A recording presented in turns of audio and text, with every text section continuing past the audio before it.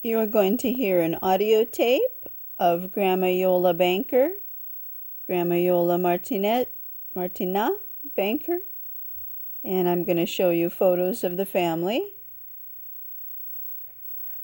I think this photo was probably taken at the either the Arboretum in Arcadia or Descanso Gardens, maybe. And Grandma Iole is going to be talking in her dialect, the Waldensian Prustinenc dialect, kind of like Piemontese, kind of an offshoot of that.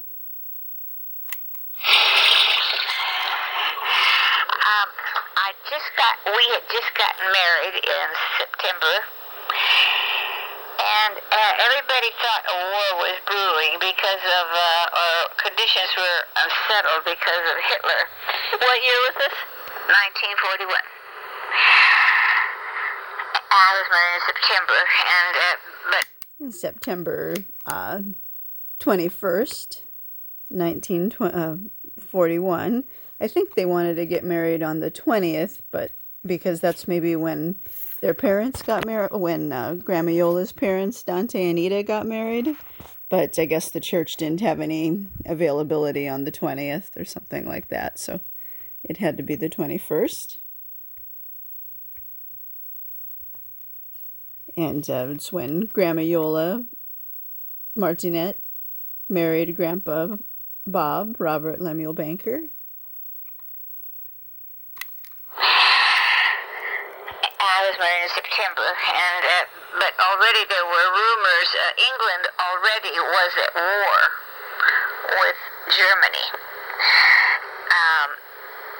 because Hitler was marching in and grabbing up all these little countries, and he had Italy as his ally, and with all our Italian cousins in northwestern Italy. And her parents' families, so her mother, Ida's sister, Clelia, and her kids, if she had them yet, no, maybe just was about to, and Grandma Iole's mother, Ida's Ida's parents, Susanna and Giacomo Susanna Godino Rivoire and Giacomo Rivoire. They were there when all this was happening. And of course, Dante Martinat, his sister Elsa and his parents were there when all this was happening too. Grabbing up all these little countries. And he had Italy as his ally, and Japan was his ally also. We really didn't have the news coverage like we do now. Of course, the paper, by the time you read the paper, the news was really already maybe a day or so old, and we didn't take the paper. We didn't have a paper. Too expensive, you know. You're so old, and we didn't take the paper. We didn't have a paper. And also, all we had, and communications, of course, and no TV, so all we had was the radio. And I was very young and probably didn't really quite know what was going on. Because when Grandma Iole got married, she was only 18, so, you know, it was probably all confusing to her. Very young and probably didn't really quite know what was going on. How old were you? 18. And just married. And then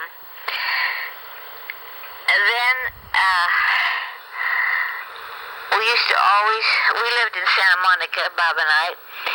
And then on Entrada Drive, they just rented a little place there. Grandma Iole had to spend a lot of time alone there because Grandpa Bob went away to work for, a week at a time, really, I think. and wasn't home for days on end. And she was so used to being with her parents that now she was all alone. No friends over there, no family members, just all alone in that house on Entrada Drive. Very lonely. We lived in Santa Monica, Bob and I, and then we used to always go visit my mom and dad in Monterey Park on Sundays. And had lunch. So this was Sunday. The date was December 7th, 1941. A Sunday. On a Sunday. And they were all at Grandma Iole's parents' house, Ida and Dante's house in Monterey Park. So in the house that Grandma Iole grew up in, that her parents had bought in Monterey Park. That's 1941. So this is how Grandma Iole and her family found out about Pearl Harbor, how they were spending the day that day. Had lunch. Oops. On Sundays, and had lunch. So this was Sunday. The date was December 7th, 1941. A Sunday. On a Sunday. And probably by the time we got the news, it was probably around 2 o'clock in the afternoon. So what had you done that day? Well, we'd come from Venice, because we lived in Venice, and drove to Monterey Park for lunch. We always had lunch. Big meal was at lunchtime. You know, they lived in Venice for a short amount of time, and they also lived in on Entrada Drive, like in Santa Monica or Malibu. So maybe at this point they were living in Venice, because she never said Entrada Drive. Venice, because we lived in... What had you done that day? Well, we'd come from Venice, because we lived in Venice, and drove to Monterey Park for lunch. We always had lunch. Big meal was at lunchtime. And then we were sitting on the grass because my folks had a lot of friends that came over and played bocce on Sundays. So we were, Bob and I were sitting on the grass, and in the yard, you know. I think in the front yard, maybe? I'm not sure. Bob and I were sitting on the grass, and we had the radio on, and that's when we got the news that war had been declared against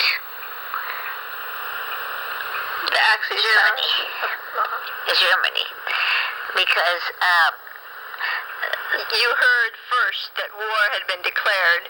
The U.S. had declared war against Germany, and then you found out why?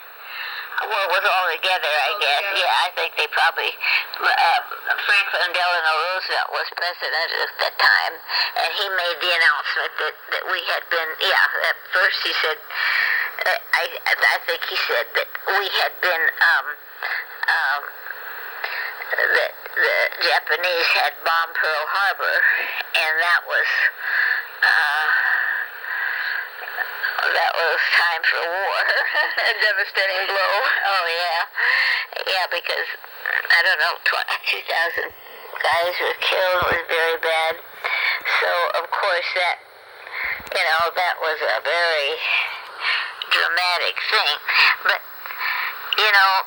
being young, I wasn't quite sure just exactly what that all meant, our country had never been in war before. Well, it hadn't been in war since she'd been alive. She didn't grow up with a country in war. So in her lifetime, there had been no wars in America where she grew up. I mean, she lived here. She was born here. all meant, that our country had never been in war before. Since you've been really young? Yeah, I don't think no one had ever attacked us except, way back in 1700s, and I wasn't too great a scholar, so I wasn't really all that up on it, but did Pearl Harbor seem far away, like oh yeah, it seemed like a long, long ways away. And because of course our airplanes were much slower in those days, and of course no jets, just propeller. And of course then from then on, everybody was very, gearing up for war. So all the defense all the companies that made airplanes and everything, just, and a lot of guys went to enlist right away. And were you worried about Grandpa fighting, being called to duty, or? My Bob? Yeah. Oh, yeah, sure. He was right in the right age, Grandpa was 23. Grandpa Bob, Robert Lemuel Banker, he was 23 in 1941 when they got married in September, and he was still 23 when Pearl Harbor happened on December 7th. And he was almost 24 because he would turn 24 on Christmas Day, December 24th. I'm sorry, December 25th of 1941. He would be turning 24 years old. I remember wearing those shorts a lot. This is at Yosemite. Yeah. Oh, yeah, sure. He was right in the right age, so that's when, of course, he always loved to fly. And he found out he was working already in a defense plant where they were at Douglas, where they were making airplanes. And so then he got found out that there were schools, because they were trying to get all the pilots, all the guys to be pilots. And people, didn't really know very much about airplanes at the time. So it was good that Grandpa Bob knew so much about airplanes. He knew how to fly, so he'd be able to teach, young Army recruits how to fly. So Grandpa Bob wouldn't have to actually fight, do hand-to-hand combat in the war, because he was more in charge of teaching military recruits how to fly. All the guys to be pilots. And people, didn't really know very much about airplanes at the time. And because Hitler really bombed with airplanes too. So Grandpa was going to train pilots to fly in the Army? Well, he trained civilians to become pilots. For the Army? For the Army, yeah. And so that there were several schools, and they had to be they had to not be here in the cities where we could have gotten bombed by the Japanese. So they had to, you couldn't fly a private airplane within 200 miles of LA. It had to be 200 miles out. So all the schools were 200 miles away from Los Angeles. So where was that? So he found out that Blythe, California, that's right, almost on the border of Arizona. Blythe. And California, there was a school there. And so he went to there, and they made him, because he already knew how to fly a little airplane. And so he went, they had a guy named Kerkorian, who is now a billionaire, my dad. And he gave Bob a flight, because he knew how to fly. And he gave Bob a checklist of see if he could really fly. And of course Bob passed. So, Like a test. I guess Kirk Kerkorian was the person that actually gave Grandpa Bob the flying test. he could really fly. And of course Bob passed. So that was a good thing, so because it kept him out of the service for a while. So he could train the people to fly.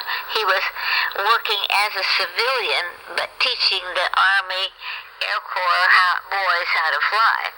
And they would, pass those guys because they needed pilots so bad. And then as the war progressed and the pilots were, they were graduating so many pilots, then they began shutting down the schools. So then Bob had a chance, he had an opportunity, he had a choice of whether to be whether to take his chances in being drafted, which no doubt he would have been, or join the Army Air Corps. So this is a photo of Grandma Iole at their 50th wedding anniversary. So Grandma Iole and Grandpa Bob, Robert Lemuel Banker.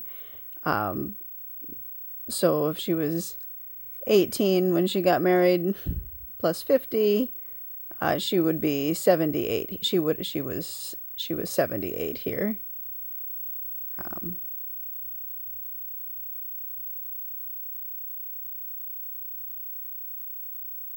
Oh, wait, I can't do math in my head. Let's see, 50 years plus almost 20.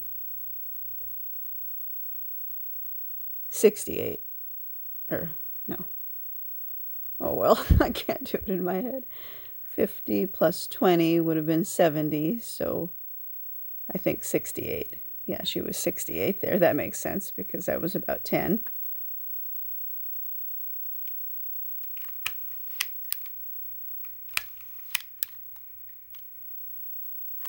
Being drafted, which no doubt he would have been, or join the Army Air Corps.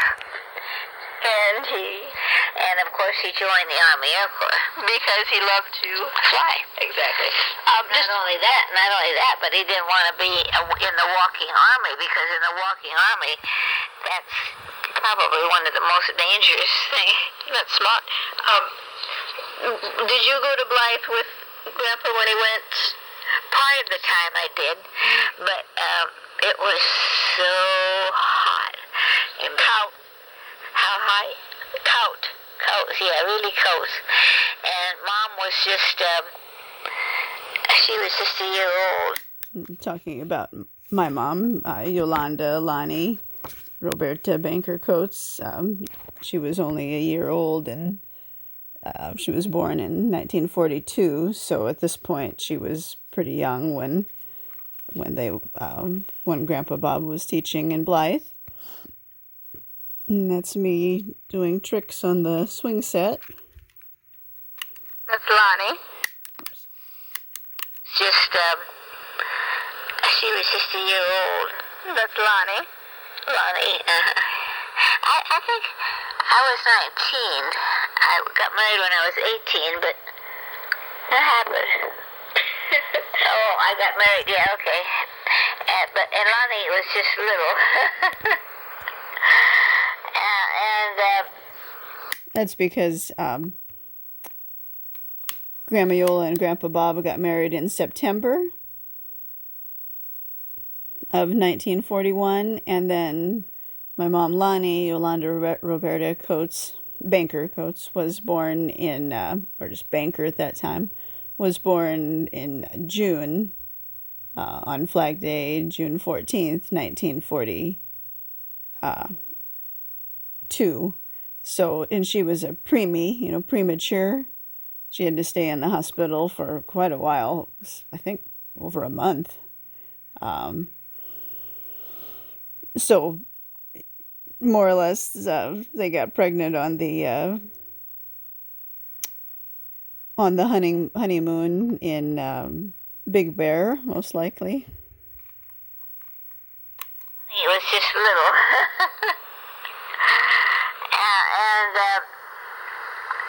so I stayed part of the time there, and of course there was no air conditioner or anything, and we had a trailer to live in, and of course the trailer was just like an oven, with just tin, with the sun 120 degrees bearing down on you. It was quite miserable, to put it mildly, especially during the summer. And we left Lonnie here with my mom and dad because it would have been really pretty hard on her. And but if there was anything good about it, was that he had Bob worked 10 days. He was like on duty for 10 days. Well, just an 8-hour or 6-hour schedule. And then he had 4 days off. And then again he would work.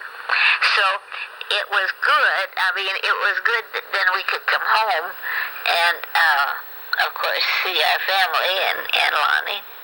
Back to Southern California. I'm not sure if during those 4 days they stayed with Grandma Iole's parents, Dante and Ida, in Monterey Park, because they didn't have the Arcadia place yet. Or maybe they went back to Venice where they had been living. I'm not really sure. Probably just stayed in Monterey Park if it was just a short amount of time. I mean, it was good that then we could come home and, of course, see our family and Lonnie. And how long did you guys stay in Blythe? I think it was a couple of years. And then from there, they shut down the school. So Mom and I and Lonnie took off by ourselves to Nashville, Tennessee, to see Bob graduate, where he graduated, and his assignment was ferrying airplanes all over the world. He went to India, South America, Hawaii. So I think Grandpa Bob, after the training schools closed down, maybe he went to Nashville, Tennessee, to a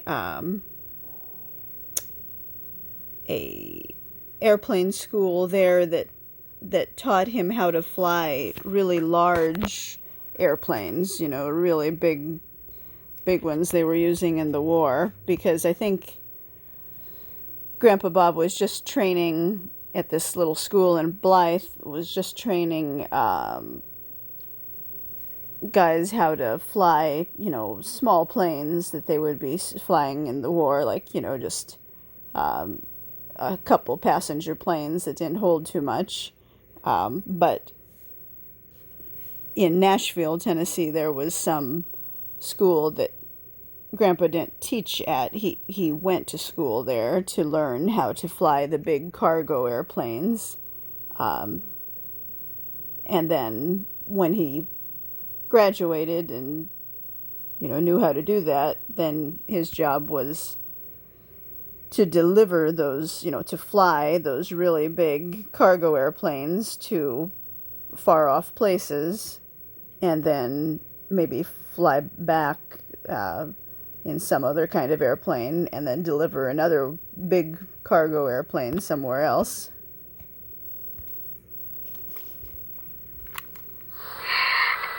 So Mom, I, and Lonnie took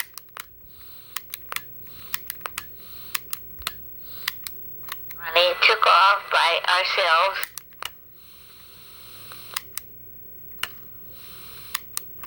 See our family and Lonnie. And How long did you guys stay in Blythe? I think it was a couple years. And then from there, they shut down the school. So Mom and I and Lonnie took off by ourselves to Nashville, Tennessee, to see Bob graduate, where he graduated, and his assignment was ferrying airplanes all over the world. He went to India, South America, Hawaii.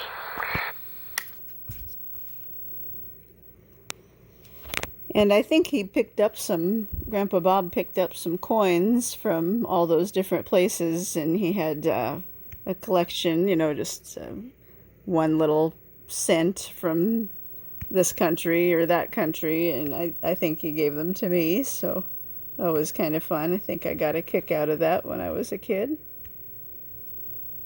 I like to build things. Oops.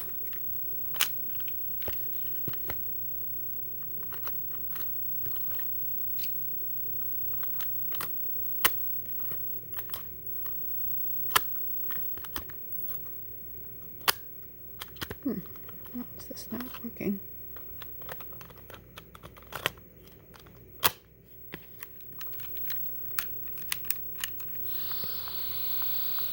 Oh, maybe the side's blank.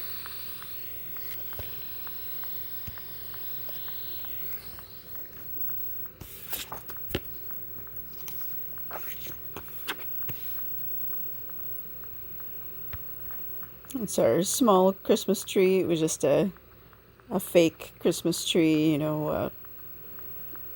about 3 feet tall. We had it up on a pedestal thing. We had a lot of neat little ornaments. I remember they look familiar.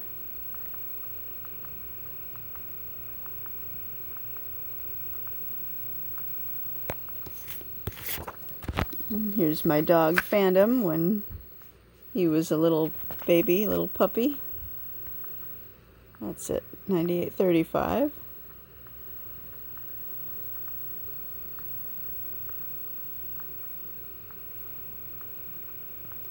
So I don't know how old I was when I got him, maybe around 10.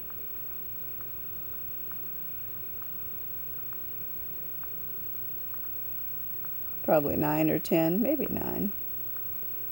Hard to tell.